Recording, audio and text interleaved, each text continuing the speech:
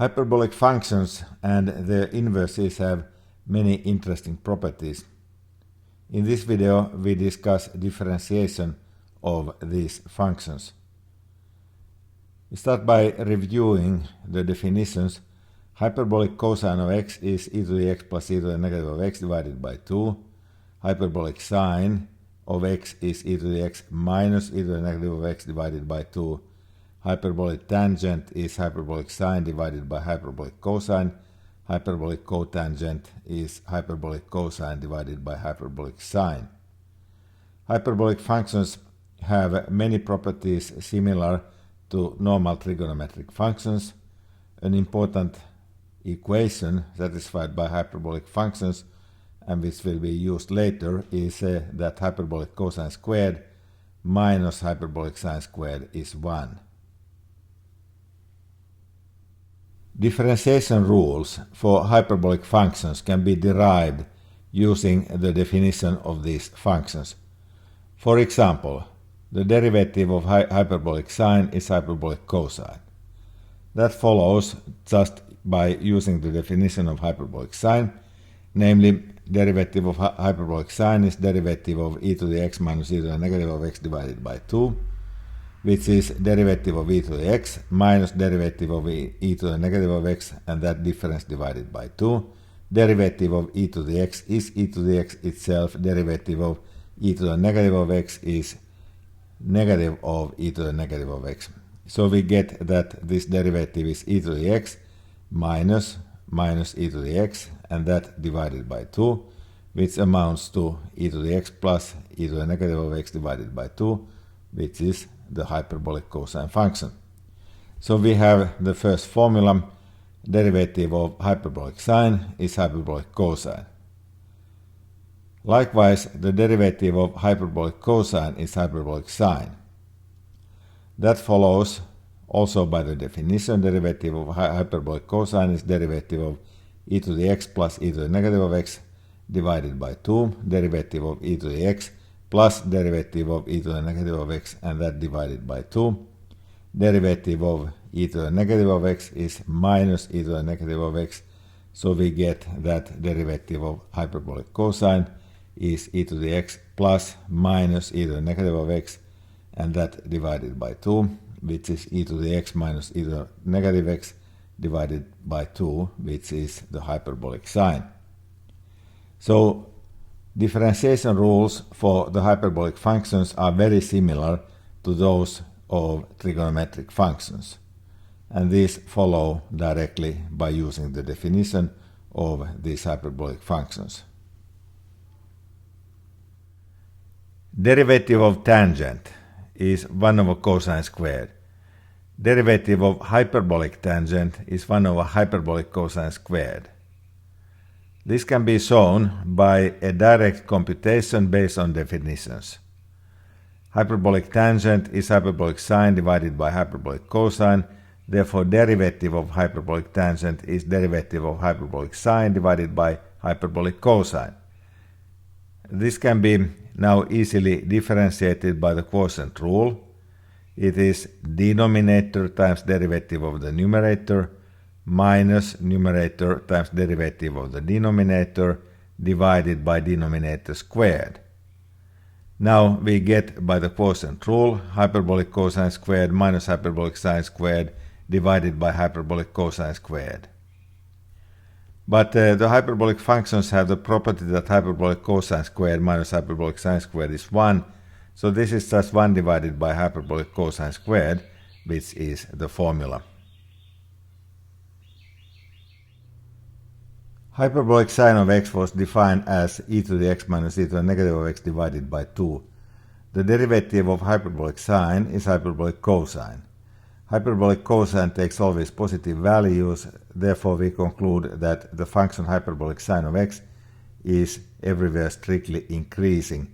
The blue curve here is the graph of hyperbolic sine. As x approaches positive infinity, hyperbolic sine approaches positive infinity, and as x approaches negative infinity, hyperbolic sine of x approaches the negative infinity. Hyperbolic sine is a bijection between real numbers. so it has an inverse function. This inverse function has an explicit formula that can be computed using the definition of hyperbolic sine. The formula is that the inverse function of hyperbolic sine is natural logarithm of x plus square root of x squared plus 1. This quantity x plus square root of x squared plus 1 is a positive number for all x. Even if x is negative, we take square root of x squared plus 1 with a positive sign. And square root of x squared plus 1 is always larger than x, or even larger than negative of x. Therefore, x plus square root of x squared plus 1 is always positive. And this quantity logarithm of x plus square root of x squared plus 1 is defined for all x. To prove this formula is a simple matter of straightforward computation. So y equals hyperbolic sine of x is an equation. We solve x in terms of y. We first multiply by 2, we get e to the x minus e to the negative of x equals 2 times y. Then we multiply both sides of this equation by e to the x. So e to the x times e to the x minus e to the negative of x amounts to e to the x squared minus 1. And then on the right hand side we have 2 times y times e to the x. Moving everything to the one side, we get the equation e to the x squared minus 2 times e to the x minus 1 equals 0. This is an equation of degree 2 for the function e to the x. We solve e to the x out of this equation, we get e to the x is y plus or minus square root of y squared plus 1. But e to the x is always a positive number, regardless what x is. Therefore, the minus sign in front of the square root does not correspond to a solution of this equation. The only solution corresponds to the plus sign of the square root. Therefore, we conclude that this equation really means that e to the x is y plus square root of y squared plus 1, or x equals natural logarithm of y plus y squared plus 1. And this proves the formula for the inverse function of the hyperbolic sine function. The derivative of hyperbolic tangent is 1 over hyperbolic cosine squared. This is always positive, therefore the function hyperbolic tangent of x, which is hyperbolic sine of x divided by hyperbolic cosine of x, is strictly increasing. In terms of the exponential function, hyperbolic tangent of x is e to the x minus e to the negative of x divided by e to the x plus e to the negative of x. From this expression, it is clear that the limit of hyperbolic tangent of x as x approaches positive infinity is 1, and as x approaches negative infinity is minus 1. The graph of this hyperbolic tangent of x is the blue curve shown here in this picture. The function is a bijection from the set of real numbers to the open interval from negative 1 to 1. Therefore, it has an inverse function. This inverse function has the formula: the inverse of hyperbolic tangent of x is 1/2 natural logarithm of 1 plus x divided by 1 minus x, and this is defined for x between negative 1 and 1. Negative 1 and 1 are excluded. To derive this formula, we look at the equation y equals hyperbolic tangent of x. That amounts to e to the x minus e to the negative of x equals y times e to the x plus e to the negative of x. Multiplying both sides by e to the x and moving all terms to the left hand side, we get e to the x squared minus 1 minus y times e to the x squared plus 1 equals 0. From this we get 1 minus y times e to the x squared equals 1 plus y. Therefore e to the x is positive square root of 1 plus y divided by 1 minus y. It cannot be the negative square root because the exponential function does not take negative values. So we get that e to the x is square root of 1 plus y divided by 1 minus y. Therefore x equals natural logarithm of square root of 1 plus y divided by 1 minus y. But natural logarithm of a square root is 1/2 times logarithm of the expression under the square root. So we get that x equals 1/2 natural logarithm of 1 plus y divided by 1 minus y. And this proves the formula for the inverse function of the tangent function.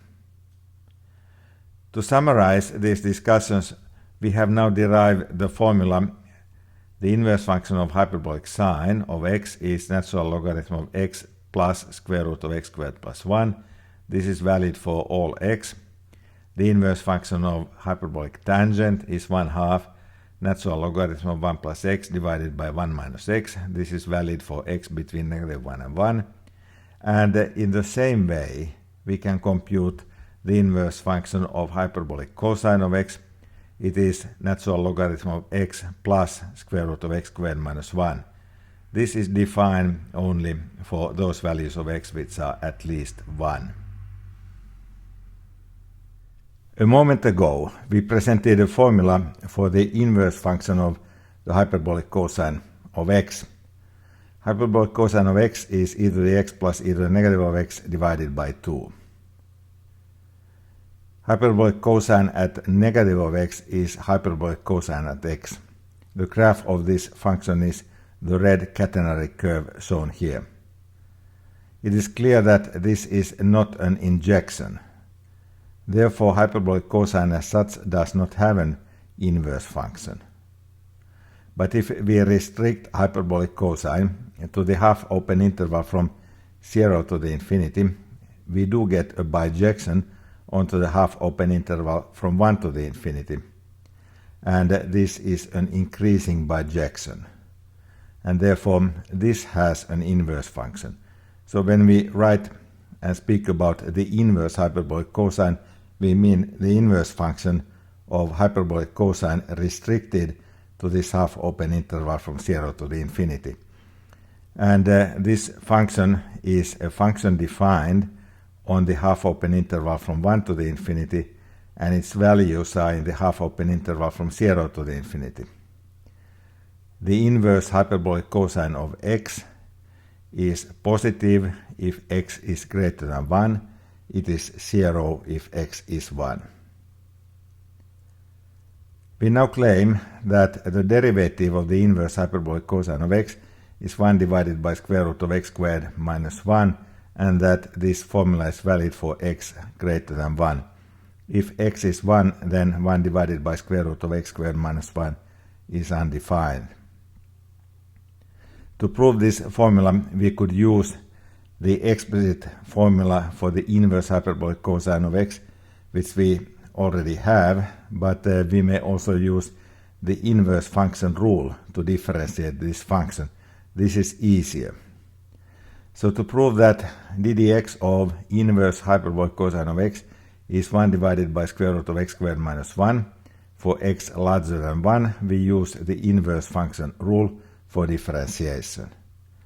So y equals inverse hyperbolic cosine of x is of course equivalent to saying that x is hyperbolic cosine of y, and x is larger than 1 and y larger than 0.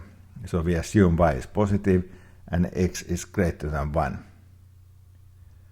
Then we may use the inverse function rule. ddx of inverse hyperbolic cosine of x is 1 divided by dy of hyperbolic cosine of y. But derivative of hyperbolic cosine is hyperbolic sine. So this is 1 divided by hyperbolic sine of y.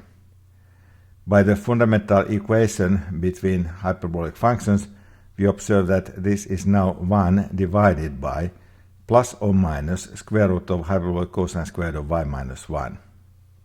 Now we have written here 1 divided by square root of hyperbolic cosine squared minus 1. We have left out plus or minus signs that in principle we should take into account. But since we now assume that y is positive, then hyperbolic sine of y is also positive, and only the plus sign comes into question. So this is same as 1 divided by square root of x squared minus 1. And this completes the proof for the formula for the derivative of the inverse hyperbolic cosine function. So we computed that the derivative of inverse hyperbolic cosine of x is 1 divided by square root of x squared minus 1, This is valid if x is greater than 1.